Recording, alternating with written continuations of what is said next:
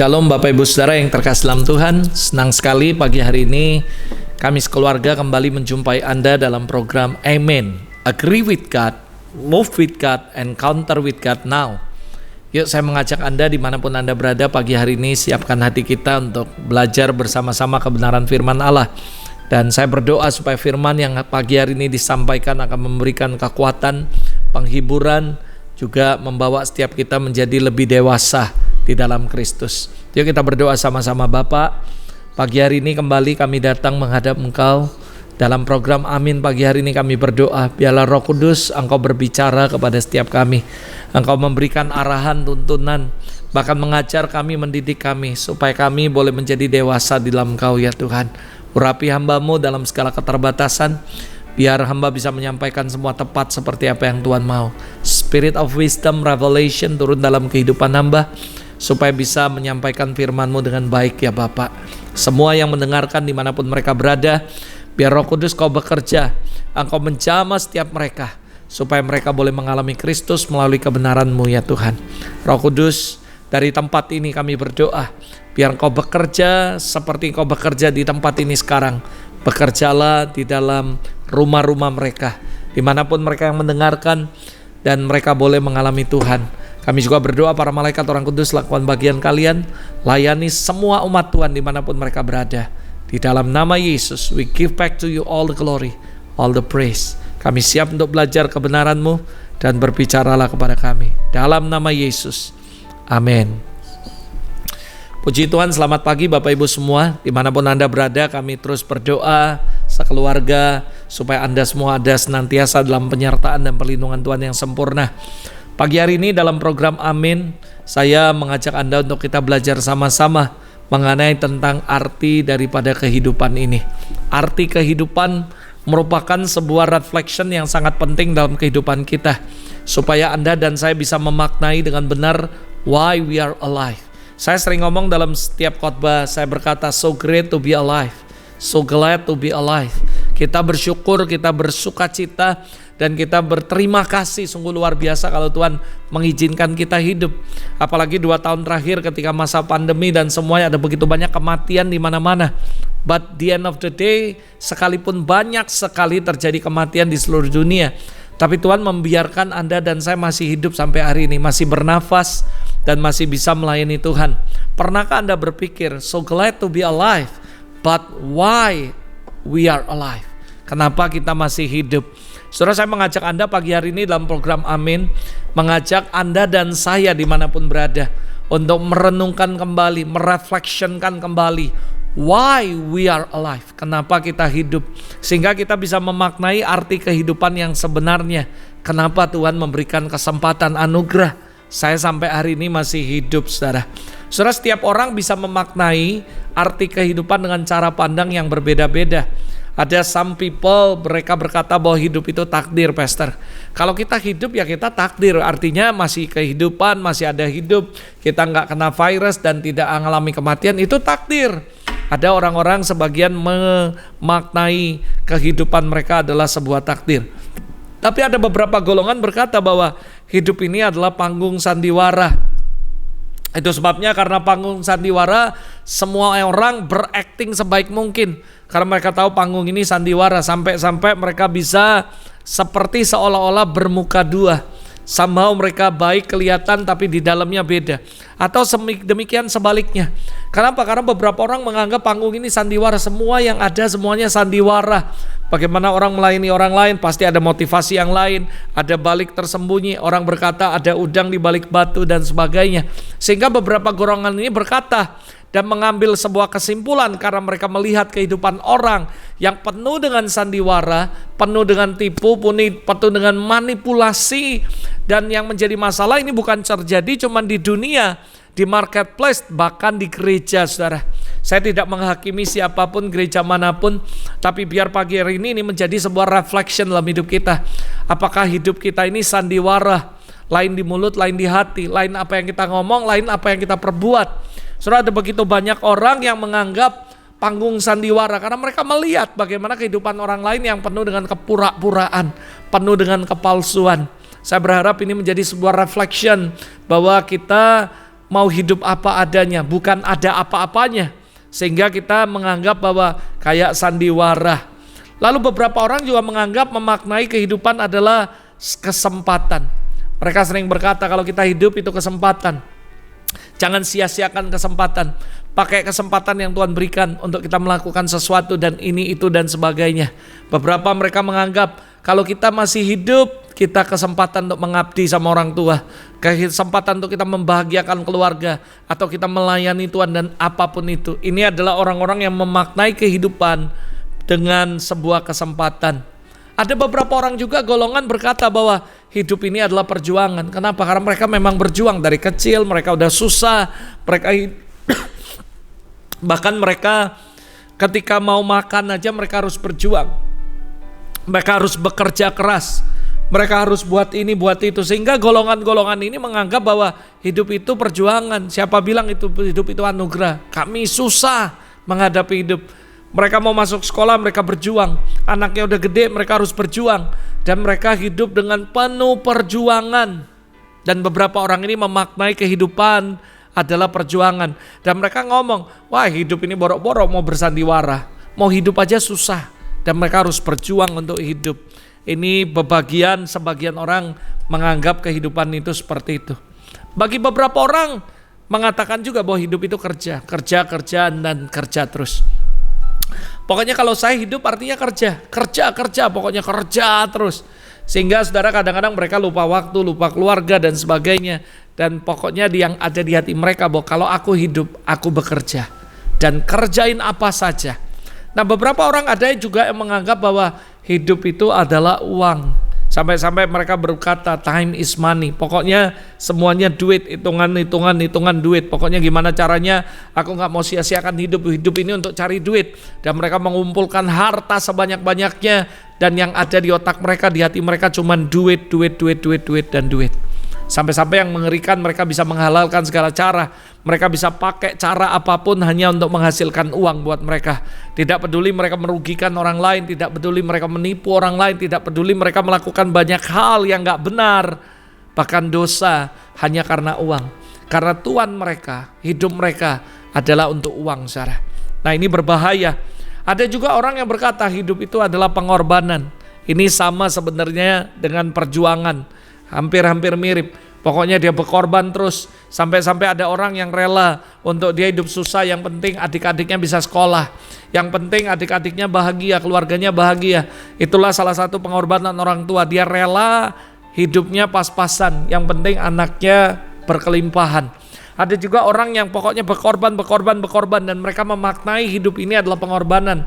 Karena mereka always berkorban. Nah yang terakhir, ada orang yang berkata hidup ini cuma satu kali. Jadi kita senang-senang. Mereka pakai, mereka happy karena mereka berpikir memaknai bahwa hidup ini cuma sekali. Jadi kita harus cobain semuanya. Kita cobain sorga dunia, kita cobain ini, kita cobain apapun. Karena ini adalah golongan orang yang menganggap bahwa hidup ini cuma satu kali. Jadi kita nggak boleh menyia-nyiakannya. Tapi beberapa orang juga berkata hidup ini sekali betul. Dan mereka mau berkarya buat Tuhan. Itu yang positifnya. Tapi yang kurang positifnya atau kurang baiknya, mereka menganggap hidup ini sekali dan mereka mau nikmati semua. Mau dosa, mau apa, kesenangan dunia, mereka harus coba semua. Dan ini adalah orang-orang yang memaknai kehidupan mereka. Nah saya nggak tahu bagaimana Anda memaknai kehidupan Anda. Maka pagi hari ini kita ambil some reflection dalam kehidupan kita. Kalau saya tanya Anda melalui program Amin pagi hari ini, bagaimana Anda memaknai kehidupan Anda? Dari semua yang saya baca tadi, bagaimana Anda memaknai kehidupan Anda? Ada orang yang berkata pokoknya hidupnya harus diperjuangkan semuanya. Harta, tata, wanita, dan sebagainya. Apapun itu. Saya nggak tahu bagaimana Anda memaknai kehidupan Anda. Tapi maukah Anda pagi hari ini ambil waktu beberapa menit, renungkan dan berdoa sama-sama. Dan mulai think about it. Apa arti kehidupan buat Anda? Kenapa Anda hidup? Apa sih maknanya? Kenapa saya diizinkan Tuhan sampai hari ini hidup? Dan kita mau sama-sama mereflectionkan dan merenungkannya. Atau Anda berkata, gua mau dapat ini, pokoknya selama di dunia, mau kaya raya, mau berhasil, mau sukses, apapun itu. Matius 16 ayat 26 mengingatkan kita. Apa gunanya Seseorang sekalipun memperoleh seluruh dunia, tapi kehilangan nyawanya. Dan apa yang dapat diberikannya sebagai ganti nyawanya? Orang mati-matian cari duit, cari nama baik, cari ini, cari apa. Semua dia peroleh yang ada di dunia ini. Tata, harta, wanita. Tapi kalau dia kehilangan nyawa, apa artinya? Atau apa yang dapat dia berikan ganti nyawanya supaya hidup kembali? Gak ada, saudara. Masalah pandemi 2,5 tahun ini kurang lebih harusnya menjadi sebuah reflection dalam kehidupan kita. Bahwa uang, harta, kedudukan, posisi apapun itu tidak bisa menolong Anda menggantikan nyawa Anda. Itu mahal harganya. Seorang dokter bahkan yang mengobati orang, yang mengetahui berbagai macam ilmu kesehatan dan sebagainya. Berapa banyak kita menyaksikan 2 tahun terakhir ini ada begitu banyak dokter yang meninggal. Berapa banyak orang yang punya uang, konglomerat, kaya raya, punya semua, dan dia bisa beli pengobatan, dia bisa beli obat, dia bisa bayar rumah sakit, dia bisa bayar semuanya. Toh ujung-ujungnya mati. Apa yang kita bisa berikan ganti nyawa kita? Apa gunanya kalau kita punya semuanya, tapi kita kehilangan nyawa kita? Jadi ini menjadi perenungan yang hari ini yuk saya mengajak Anda untuk kita renungkan sama-sama. Reflectionkan sama-sama. Apa sih arti hidup ini buat saya? Yuk kita renungkan sekali lagi. Kenapa kok aku ada? Kenapa aku dilahirkan? Apa maksud Tuhan buat aku? Kenapa aku ditaruh di kota ini? Kenapa aku ditaruh di gereja ini? Kenapa aku masih diberikan kesempatan hidup? Bahkan mengalami proses demi proses melalui the journey of life. Pernah sakit mungkin, pernah ngalami kerugian, pernah dihianati, pernah difitnah, pernah ngalami yang gak enak, tapi aku tetap hidup. Pernah sakit hampir mati, tapi tetap hidup. Why? Kenapa? Yuk kita renungi sama-sama pagi hari ini. Ambil waktu, saudara. Dan habis ini saya mengajak Anda untuk sama-sama, bukan cuma merenung, tapi belajar sama-sama what is the principle of life. Saya mengajak Anda, yuk kita belajar. Kalau Anda merasa, iya sih pastor, gua mau belajar sama-sama. Kenapa ya? Tuhan masih memberikan aku kesempatan untuk hidup. Aku tahu, karena pasti ada tujuan yang mulia. Nah malam hari ini, pagi hari ini maksud saya, yuk saya mengajak Anda untuk kita belajar sama-sama, renungkan kembali. Why you are alive? Itu reflection yang pertama. Kenapa sih Tuhan? Di tengah-tengah banyak kematian, kau kasih aku hidup. Di tengah-tengah aku ngalami proses yang berat sekali, bahkan pernah mati, pernah hampir mati. Pernah ngalami proses yang begitu menyakitkan, sampai saya mau minta mati, rasanya mau bunuh diri. Atau mungkin Anda pernah melakukan pencobaan bunuh diri, tapi ternyata tetap masih hidup. Why you are alive? Banyak orang tiba-tiba stres, minum Baygon lah, minum inilah apa semua, minum obat ini, semua akhirnya tiba-tiba over dan hampir meninggal, koma, tapi tetap hidup. Why you are alive? Saya percaya ada maksud Tuhan dalam semuanya itu. Ini yang pertama. Yang kedua, saya mengajak Anda untuk belajar pertama-tama. Yang kedua, yang mengajak Anda untuk belajar sama-sama, what is the principle of life? Yuk kita belajar sama-sama. Apa sih prinsipal daripada kehidupan? Apa sih? Kalau kita mau belajar what is the principle of life, learn from the story of Jesus. Saya yakin, saudara.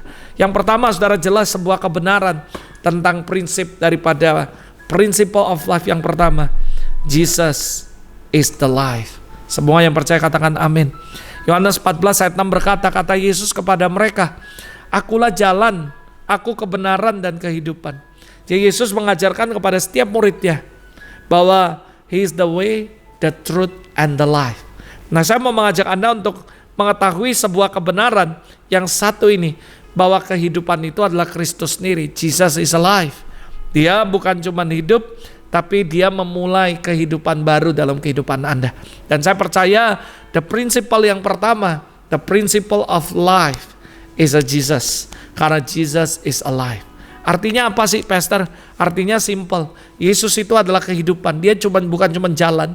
Dia bukan cuma kebenaran, tapi dia kehidupan.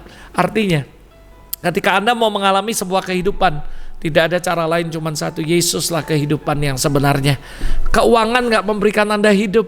Sekalipun Anda kaya raya, Anda punya banyak uang, tidak memberi kehidupan dalam hidup Anda. Mungkin memberikan kesenangan, mungkin memberikan kepuasan, tapi itu sifatnya sementara. Tapi yang memberikan kehidupan adalah Jesus, because Jesus is alive. Jadi prinsip yang pertama yang harus Anda sadari dan percaya, bahwa siapapun yang mau mengalami kehidupan dan mengalami hidup adalah Yesus, karena Dia adalah jalannya. Anda boleh punya semua harta, Anda boleh punya kedudukan, Anda boleh punya nama baik, Anda punya apapun. Kalau Anda kehilangan Tuhan, Anda kehilangan kehidupan. Jesus is the life, is the first principle daripada seluruh kehidupan yang sebenarnya. Dan saya juga percaya ketika Anda mengundang Yesus masuk dalam kehidupan Anda menjadi Tuhan dan Juru Selamat, Anda sedang memulai kehidupan yang baru bersama-sama dengan Tuhan. Itu sebabnya seringkali kita berkata lahir baru, hidup baru ketika dimulai, ketika kita mengizinkan Yesus masuk dalam kehidupan kita dan berkuasa atas seluruh kehidupan kita. Hari ini bahkan dalam program Amin, mungkin Anda nggak sengaja kepencet, lalu Anda buka, Anda dengarkan firman pagi hari ini. Undang Yesus dalam kehidupan Anda, dan saya percaya Anda akan mengalami kehidupan. Mungkin Anda udah stres, Anda udah ngalami nggak enak, Anda udah mungkin mau coba bunuh diri, apapun itu, dan Anda mau mengakhiri hidup. Saya katakan hari ini, undang Dia, panggil Dia, because He is the life. Kalau Anda mengundang Dia, memanggil Dia dan berkata, Tuhan, aku mau mengalami kehidupan. Hari ini saya berdoa dalam nama Yesus, biar Roh Kudus Engkau jamah setiap mereka, dan buka hati, just say, Lord, I invite you to come, datang dalam kehidupanku, dan memulai sebuah kehidupan yang baru bersama-sama. Dan saya percaya Dia akan menjamah saudara, dan akan membawa saudara mengalami kehidupan yang sebenarnya. In Jesus' name, in Jesus' name. This is the first principle. Prinsip yang kedua saudara adalah to life is Christ. Saudara, yang pertama, Jesus is the life. Dia itu adalah kehidupan sendiri. Dan barang siapa mengundang Dia akan mengalami hidup. Kalau Anda mau mengalami kehidupan, temukan Dia, cari Dia, dan dapatkan Tuhan sendiri, maka kamu akan dapat kehidupan. Yang kedua, ketika kamu sudah hidup, kamu harus mengerti prinsip yang kedua, to life is Christ. Hidup itu adalah Kristus, saudara. Filipi 1 ayat 21, karena bagiku hidup adalah Kristus, mati adalah keuntungan. For me to life is Christ. Artinya His life in me. Dia hidup di dalam saya, tinggal di dalam Kristus. Artinya kalau kita hidup itu adalah Kristus, di mana Kristus tinggal dalam kehidupan kita, berkuasa atas hidup kita, berdaulat atas hidup kita, menjadi Tuhan, menjadi Juru Selamat, juga menjadi Tuan dan Raja dalam kehidupan kita. Saudara, saya berdoa supaya Anda dan saya mengerti. Yang pertama, prinsipnya adalah Jesus is alive. Yang kedua, to life is Christ. Kalau kita hidup, artinya kita hidup untuk Tuhan, saudara. Kita tidak hidup sembarangan lagi, tidak hidup dalam dosa, tidak hidup dalam keinginan-keinginan daging, kesenangan kita. Artinya kalau aku hidup adalah Kristus. Saudara, ngomong ini gampang, saudara. Tapi kenyataannya banyak orang yang mengatakan, Tuhan, aku undang Kau menjadi Tuhan dan Juru Selamat. Pimpin hidupku dan tuntun hidupku. Aku berikan hidupku untuk Engkau. Tapi kenyataannya dalam kehidupan mereka nggak ngerti to life is Christ. Kenapa? Karena mereka masih hidup dalam dosa. Mereka hidup dalam kedagingan. Mereka masih hidup, dengar baik-baik saudara, mengikuti keinginan dosa dan dunia dan daging, saudara. Tapi mereka nggak ngerti bahwa hidup mereka adalah Kristus. To life is Christ. Ngomongnya gampang, lakukannya sulit. Artinya Anda benar-benar berkata, Tuhan, kalau aku hidup untuk Tuhan. Aku hidup, memang aku harus bekerja cari uang, tapi uang bukan segala-galanya. Aku kerja, memang aku menetik karir, terus memperbaiki, mengejar karir, tapi karir bukan segala-galanya. Aku sadar to life is Christ. Aku melayani, tapi pelayanan bukan segala-galanya, but to life is Christ. Saudara, mari belajar sama-sama supaya kita bisa berkata, Lord, aku tahu the principle of life is to life, is you, is Christ. Kalau aku hidup, artinya aku mau mengabdikan hidupku untuk Engkau. Aku hidup, artinya hidupku untuk Tuhan. Aku mau melayani Engkau, menyenangkan Engkau, ngikuti perintahmu, ngikuti tuntunanmu, ngikuti arahanmu. Sekalipun ada begitu banyak kali apa yang kamu suka, aku gak suka. Bahkan apa yang aku suka, kamu gak suka, Tuhan.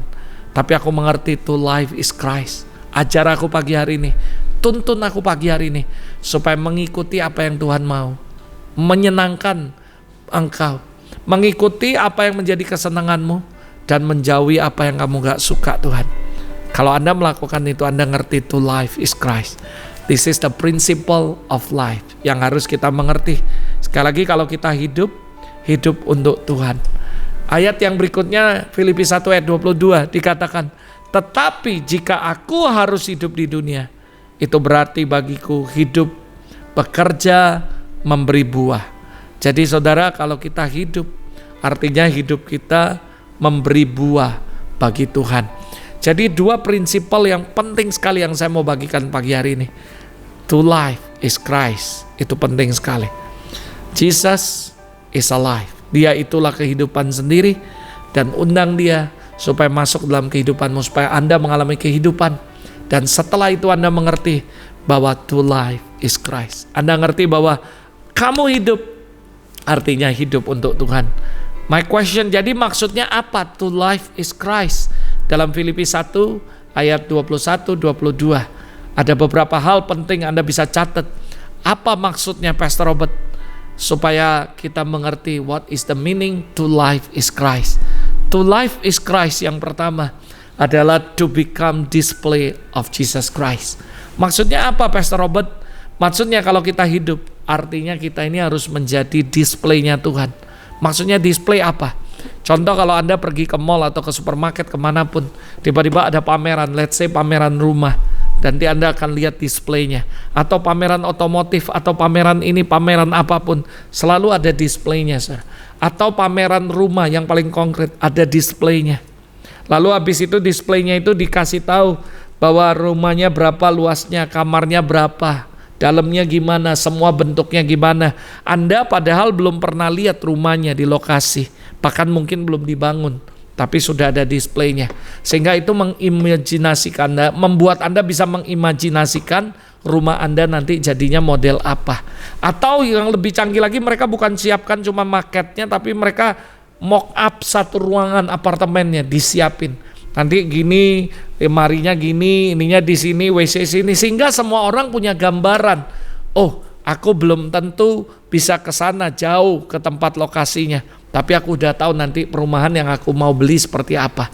Oh, apartemennya belum dibangun, even fondasinya belum, tapi displaynya sudah ada, sehingga Anda bisa dapat gambaran bahwa apartemen yang Anda akan beli bentuknya seperti ini nanti. That is display. Tahukah Anda, orang dunia nggak lihat Yesus, bahkan mereka nggak kenal Yesus. Tapi kalau Anda menjadi display yang benar, itu sebabnya to life is Christ, artinya to become a display of Jesus Christ. Sehingga orang lihat Anda, lihat Kristus. Sebenarnya inilah tujuan ilahi kenapa Tuhan create Anda, yaitu menjadi serupa segambar dengan Kristus. Sehingga setiap orang melihat engkau, mereka lihat Kristus dan mereka percaya dan mereka akan bertobat, saudara. Tapi masalahnya, ada begitu banyak orang Kristen, saya tidak menghakimi. Mereka nggak berhasil become a display of Jesus Christ. Bahkan mereka buat malu Tuhan.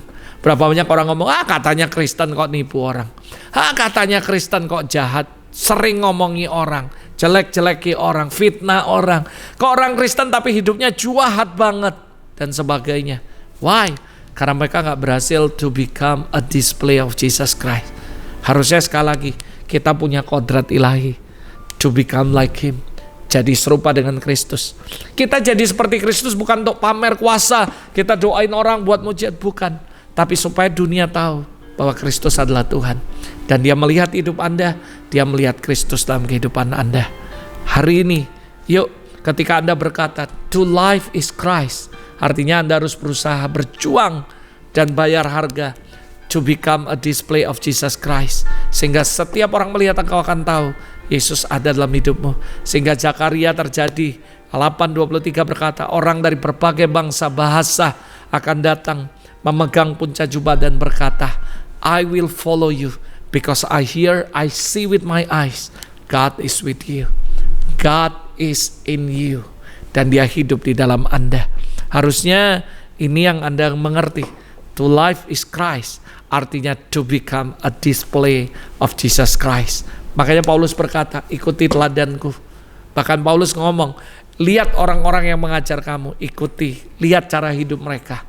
Paulus seringkali menulis dan berkata, perhatikanlah bagaimana cara kamu hidup. Karena Paulus tahu bahwa dia hidup untuk Kristus. To to become a display of Jesus Christ. Makanya Paulus berkata, for me to live is Christ.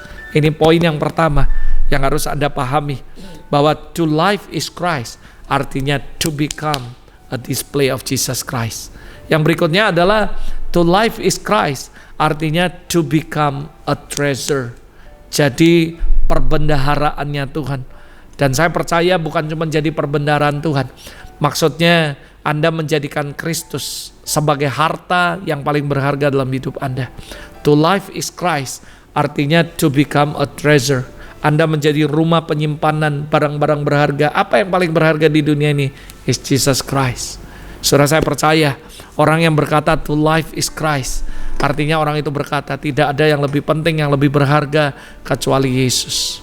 Anda menjadi perbendaharaan. Filipi 3 ayat 7-8 berkata, tetapi dahulu apa yang dahulu merupakan keuntungan bagiku, sekarang kuanggap rugi karena Kristus. Kenapa? Karena semua keuntungan daripada Paulus dianggap kerugian karena Kristus. Kenapa? Karena Kristus lebih bernilai dari semua keuntungannya. Ada begitu banyak orang, maaf nih orang Kristen, mikiri cuan. Dia mah nggak mikir ke gereja. Gereja mah gampang, bisa online. Gerejanya nanti pulang rumah bisa ulang lagi. Oh gampang lah, nanti kan kita bisa ada minggu-minggu berikutnya. Dan itu mereka otaknya cuan. Tapi Paulus berkata, apa yang untung bagiku cuan apapun, itu dianggap rugi karena Kristus. Justru rugi kalau dia nggak bersekutu dengan Tuhan. Dianggap semua apapun kelebihan, keuntungan apapun adalah kerugian karena Kristus. Jadi dia menganggap bahwa Kristus lebih berharga, Kristus lebih bernilai. Bagaimana Anda menanggapi hidup ini? Apakah Anda menilai bahwa uang lebih penting dari Tuhan? Atau Tuhan lebih berharga daripada uangmu? Anda lebih memilih karir lebih penting, lebih berharga, lebih bernilai, sampai Anda kejar, sampai Anda rela tinggal di Tuhan. Kalau Anda disuruh pilih dua hal, mana yang Anda pilih? Paulus memilih Tuhan karena dia tahu to life is Christ. Bukan berarti habis ini Pastor Robert kita nggak perlu karir, kita nggak perlu duit, nggak perlu kerja. Enggak, saya nggak ngomong gitu, garis bawahi. Tapi Anda menganggap mana yang lebih berharga dari Anda? Keuanganmu, kedudukanmu, pelayananmu, atau Tuhan? Buat saya secara pribadi, saya pastor, saya gembala, bahkan pelayanan saya, khotbah saya dimanapun, bahkan di luar negeri, dimanapun, semua pelayanan apapun, buat saya Kristus lebih bernilai dari itu.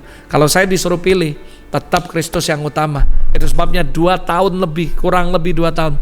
Ketika masa pandemi, Tuhan bilang, nak gak usah keluar kemanapun, ambil waktu, upgrade yourself, belajar. Gak usah, saya tidak keluar kemanapun. Sampai saya diomongin orang takut mati, takut tertular atau apapun, I don't care.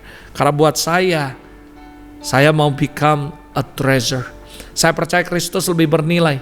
Kami sekeluarga tidak keluar pelayanan kemanapun, bukan karena kami gak mau pelayanan waktu itu. Karena kami tahu kalau Tuhan suruh, artinya kami disuruh milih mana yang lebih penting. Buat kami Kristus lebih penting. 2 tahun itu kami berdoa, kami bersekutu, kami cari Tuhan. Bahkan muncul akhirnya buku Living in Glory, 2 buku sekaligus. Semua karena kami tahu bahwa itu yang paling penting. Dan kemanapun kami pergi hari ini, saya terus ngomong sama orang-orang, Kristus harus lebih penting dari semua apapun. Bahkan termasuk ambisimu, termasuk semua visi-visimu. Kristus harus lebih berharga, Kristus harus lebih bernilai dari apapun yang ada di dunia, termasuk pelayanan kita, apapun itu. But saya katakan Jesus adalah harta yang paling berharga yang gak bisa digantikan dengan apapun dari seluruh kehidupan kita. Sekali lagi saudara, dikatakan malahan segala sesuatu yang kuanggap rugi karena pengenalan akan Kristus Yesus Tuhanku, dikatakan lebih mulia daripada semuanya. Dengar, Petrus ngomong semuanya. Dan oleh karena itu oleh karena dialah aku melepaskan semuanya dan menganggapnya sampah supaya aku memperoleh Kristus. Dia adalah ahli Taurat, orang hebat, orang pintar, punya kedudukan semuanya. Dia buang itu dan dia bilang sampah. Dia milik Kristus karena dia menganggap Kristus lebih berharga dari semua yang dimiliki oleh Paulus. Dia buang semuanya, dia pilih Kristus. Saya gak tahu bagaimana hidup Anda. Kalau Anda berkata to life is Christ, ngomongnya gampang, lakukannya susah. Anda akan dihadapkan dengan sebuah pilihan, mana yang Anda pilih, Kristus atau yang lain. Tapi hari ini saya berdoa supaya Anda mengerti bahwa this is the principle yang penting mengenai kehidupan. Jesus is alive. Dia kehidupan itu dan dialah sumber kehidupan. Dan Dan yang kedua, kalau Anda sudah dikasih kehidupan, Anda harus berkata, to life is Christ. Dan ingat, to life is Christ artinya to become a display of Jesus Christ. Jadi kita ini adalah orang-orang yang menjadi display untuk memanifestasikan kasih Tuhan, memanifestasikan kuasa Tuhan, memanifestasikan kemuliaan Tuhan, sehingga orang lihat Anda, dia lihat Kristus.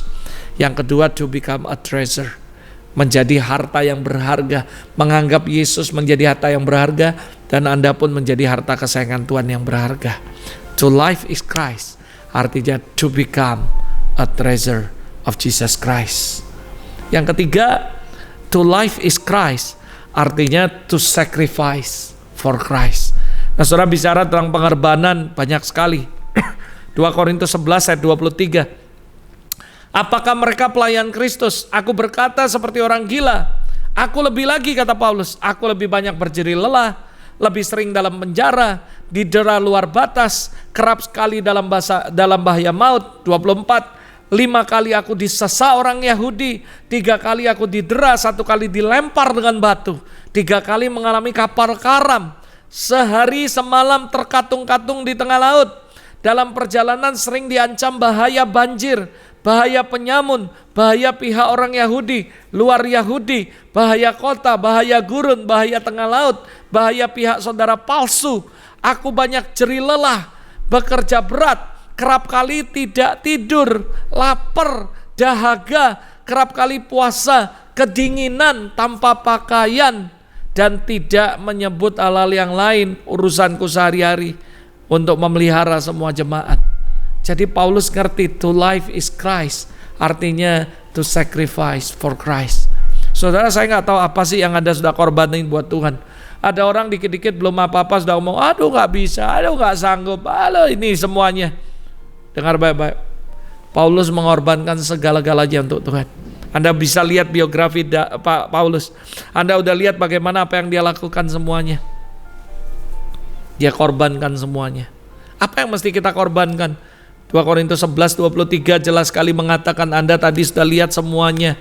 Dan Anda juga lihat Roma pasal 1-2. Karena itu saudara, demi kemurahan Allah aku menasihatkan kamu, supaya kamu mempersembahkan tubuhmu sebagai persembahan yang hidup, yang kudus, dan yang berkenan kepada Allah. Itu ibadahmu sejati. Jadi kalau kita berkata to life is Christ, artinya to life is sacrifice for Christ. Jadi kita harus berkorban, berani berkorban buat Kristus. Yang terakhir lalu saya akan tutup. To life is Christ, artinya to die for Christ. Nah, ini lebih ngeri lagi, saudara. Kalau Anda baca, saudara, kematian para rasul, Anda pelajari di Alkitab. Saya kasih tahu, mereka para rasul berkata, buat kami hidup adalah Kristus. To life is Christ. Arti yang keempat adalah to die for Christ. Ini saya mempelajari, saudara, saya menemukan hal-hal yang mengerikan. Saya bacain sama saudara. Yang pertama, kematian para rasul. Matius dibunuh dengan pedang setelah disiksa terlebih dahulu. Mereka orang-orang yang gak takut mati karena mereka berkata, to life is Christ. Yang kedua, Petrus meninggal dengan cara dibalik salib tapi terbalik. Thomas dilempari dalam perapian lalu dihujani tombak. Andreas disiksa, dicambuk, dan tergantung di salib. Yohanes mati di usia tua, namun sebelum dihukum mati dan direndam dengan minyak mendidih, digoreng, saudara. Yakobus anak Alfeus dilempar dari atas bumbungan bait Allah. Bartolomeus meninggal dihukum cambuk sampai kulitnya hancur dan terlepas. Yakobus anak Zebedeus meninggal dengan dipenggal di Yerusalem setelah disiksa dulu. Kalau langsung dipenggal enak, mati nggak menderita. Disiksa dulu baru dipenggal. Simon orang Zelot, Filipus, Yudas meninggal semuanya disalib, saudara. Markus diseret hidup-hidup dengan kuda, akhirnya tubuhnya hancur. Paulus disiksa dengan kejam, lalu dipenggal, juga mengalami penyiksaan yang lama di dalam penjara. Kalau Anda lihat semua tentang the story of para rasul dan murid Yesus, mereka ngerti to life is Christ. Mati adalah keuntungan. Itu bukan puisi, itu bukan sanjak, itu beneran. Lihat waktu saya bacakan semua tadi, apa nggak merinding? To life is Christ. Benar-benar mereka mengerti artinya to die for Christ. Dan mereka bukan orang yang cuman asbun, sandiwara, ngomong doang. Beneran mereka mati semua loh saudara. Dan matinya mengerikan. Ada yang digoreng, ada yang disiksa, ada yang dipenggal, diikat di kuda, lalu kudanya lari, tubuhnya hancur saudara. Saudara, kalau diikat kuda lewat aspal paling robek, ini batu-batu saudara, hancur semuanya. Dan mereka matinya mengerikan. Tapi mereka gak takut karena mereka tahu to life is Christ. Jadi this is the principle. Tapi mengerikan, to life is Christ adalah to die for Christ. Saya gak ngajak Anda lalu habis amin ini kita korban sampai mati. Gak seperti itu. Korbannya sekarang yang pertama, matikan kedaginganmu, tidak hidup dalam dosa. Dan apapun yang Tuhan suruh, korban apapun. Baru difitnah dikit, kecewa, gak mau ikut Tuhan. Baru bangkrut dikit, marah. Baru sakit dikit, ngomel. Saudara, kalau Anda lihat Isa Rasul, mereka berkata to life is Christ. Dan mereka benar-benar berkorban untuk Tuhan. Hari ini yuk saya mengajak Anda renungkan sama-sama apa arti hidup ini. Saya berdoa supaya mulai hari ini ketika Anda ngerti apa arti hidup ini, Anda gak menyia-nyiakan hidupmu, Anda gak sembarangan hidup, tapi Anda benar-benar berkata, Lord, to life is Christ. Artinya, Tuhan, aku mau kejar Engkau because you are the life. Lalu aku ngerti Tuhan bahwa to life is Christ. It's not easy, gak gampang. Arti yang pertama, aku mau jadi to become a display of Jesus Christ. Aku mau jadi a treasure. Aku mau jadi orang yang bisa menganggap bahwa Tuhan, Engkau di atas segala-galanya. Engkau lebih penting dari apapun. Engkau lebih berharga dari apapun ya Tuhan. Bapak, aku berdoa hari ini Bapak, untuk setiap umat-Mu. Bahkan Tuhan lebih parah lagi, to life is Christ, is to die for Christ, sacrifice for Christ. Tuhan, kami mau terus berkorban. Kami bahkan Tuhan, to life is Christ, yang keempat poin yang mengerikan, siap to die for Christ. Enggak gampang Tuhan, mampukan setiap kami. Hari ini aku berdoa untuk setiap umat-Mu dimanapun mereka berada, yang menyaksikan program Amin pagi hari ini. Bless them Lord, dan kuatkan teguhkan hati kami. Supaya kami yang pertama, hari ini kami belajar merenungkan why we are alive.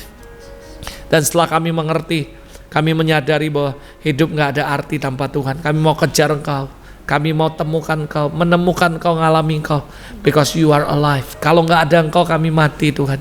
Kami gak bisa buat apa-apa, kami butuh Engkau. Dan kami mau terus kejar Engkau seumur hidup kami.